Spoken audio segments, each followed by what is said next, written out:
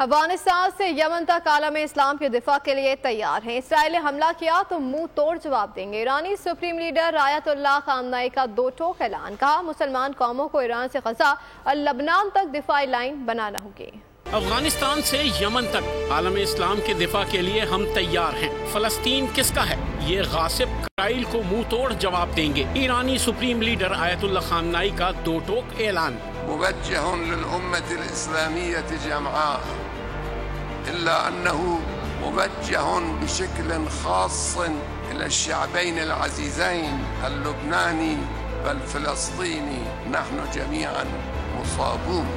آیت اللہ خامنئی نے 5 سال بعد نماز جمعہ کا خطبہ دیا، شہریوں کی بڑی تعداد امڑ آئی۔ دفاع جانانه خامنئی نے اسماعیل ہنیہ اور حسن نصر اللہ کو خراج تحسین پیش کیا، سورہ العصر تلاوت کی اور حق پر ڈٹے رہنے کی اہمیت پر زور دیا۔ خامنئی نے امریکہ اور اسرائیل کو امت مسلمہ کا مشترکہ دشمن قرار دیا، مطالبہ کیا کہ مسلمان اتحاد اور اتفاق کے ساتھ طاغوتی قوتوں کا مقابلہ کریں۔